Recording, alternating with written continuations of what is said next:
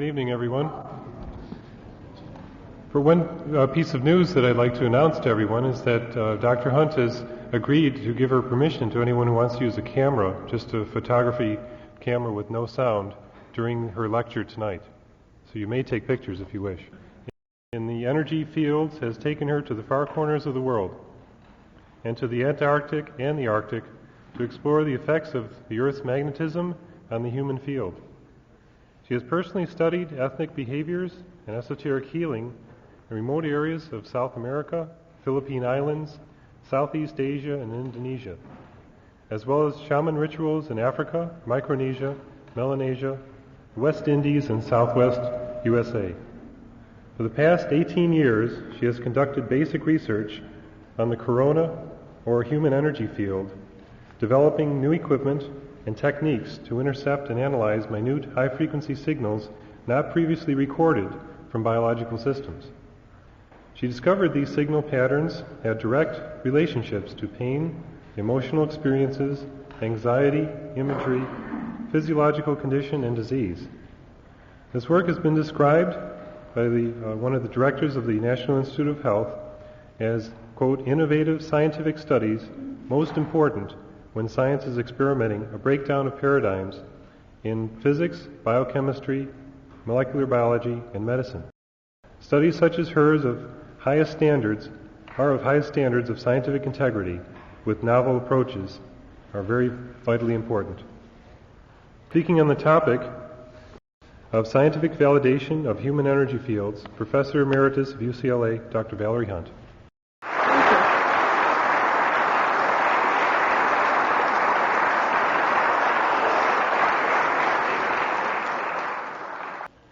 I'm very happy to be here tonight, and particularly to be what's called your keynote speaker.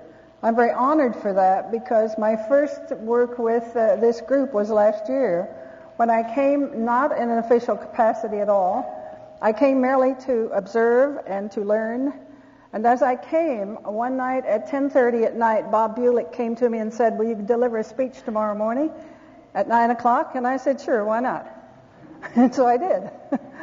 And I don't know who chose me for this, but whoever you are, I thank you very much. I come from California where there's a lot of kooks and many, many zombies.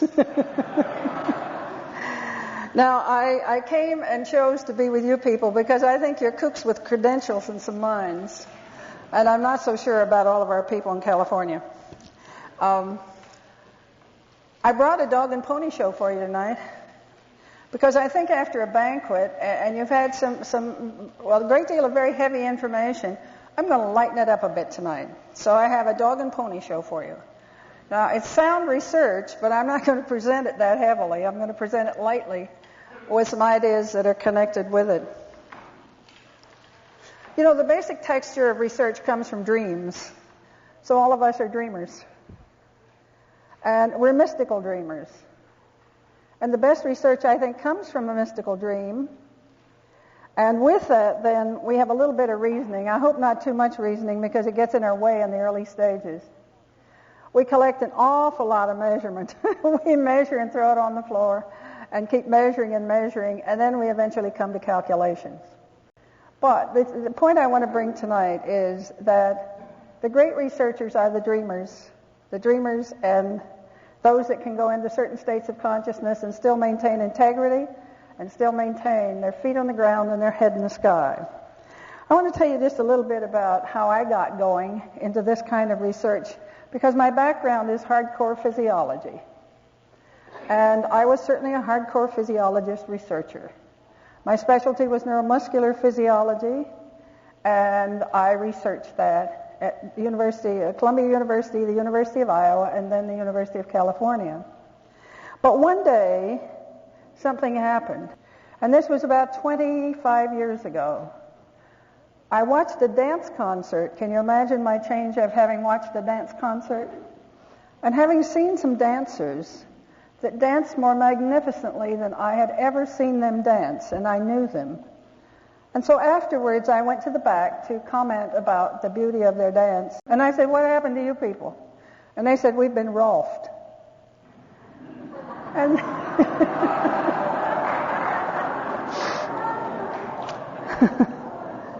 And with that, I got very curious about what there was this stuff called Rolfing. And then students came to me as a physiologist and said, would you explain Rolfing? I said, I don't understand Rolfing. I don't know what it is. So I contacted Ida Pauline Rolf, and I got Rolfed by the master herself. And I found out several things that happened to these people because I was curious. And not only did they move better, but they also had, they said, higher states of consciousness. Now, 25 years ago, that didn't mean very much to me to have a higher state of consciousness. I thought that was something people talked about out there. Ordinary people didn't talk about that. But in my curiosity, I ran a research project, one in which I tested the neuromuscular capability and facility of this group of people. And I found fantastic things. Just fantastic. And so, with that in mind, a little later I started a research work that I will show you some of the very original work that came from that particular study. Now, it wasn't happenstance that within 3 weeks, a shaman healer from Africa came in to see me at the office. And she had a hairdo that was out here. She spoke a language I didn't understand. This was not a black woman, this was a white woman shaman. She spoke a language I didn't understand. She talked about all these esoteric things. And for some strange reason, I did understand her, but not by words. And I said, I really don't comprehend what you're trying to tell me. Will you come in and move for me? She was a dancer.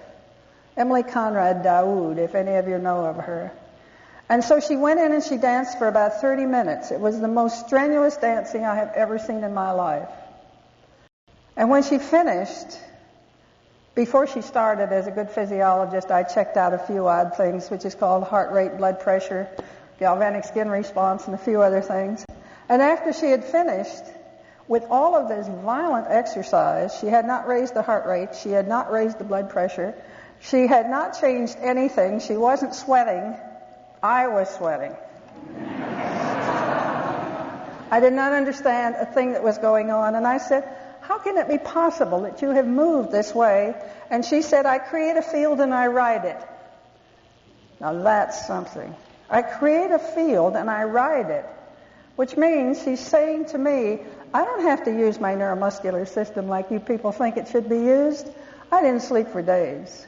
I knew there was something going on that I didn't really understand. And it wasn't long after that the same person came in to me, and she said, I am going to heal a post-polio person who had post-polio 23 years ago. Will you record it?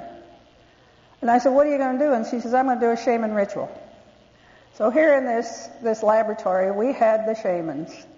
And she came in with a person who had polio 23 years ago. And at one time, I was in charge of the Neurological Institute for polio patients back in the 1947s when we had the great epidemics and when Sister Kenny was here. And I trained therapists, and I thought I knew polio. This was a person that had no muscles below the knee on one leg. You couldn't palpate them. You couldn't test them with electromyography. You couldn't get a chronaxy. It was just a bone. And in 2.5 years, she had normal muscles in that leg. This is now written in the medical literature. She brought them back and she regenerated them. We have never known this to happen. I will show you her field in a short time. Well, that wasn't even enough to shock me. I'm getting real shocked now. And finally she said, I bring back a normal brain wave to a very badly brain-disturbed man who is a psychopath. And this is according to the Neurological Institute of UCLA. Will you record what I do and see what happens? And I said, sure. How do you do that? I have no idea. But since we decided to have a big party, I brought in all my friends, my medical friends, my physiology friends, everyone in the university, and I said, we're going to have a party. We don't know what's going to happen, but come on in. And she said, may I bring an aura reader? And I said, who's that? So she brought an aura reader. She brought Rosalind Briere, one of the great aura readers and one of the great mystics in this country today. And as they came in, I got him over in the corner, and I said to the aura reader, what do you think you're going to see? And she told me. And I said to the woman who was going to do the healing, what do you think you're going to do? And she told me. And something clicked. And I said, would you please show me where the chakras are? I don't know.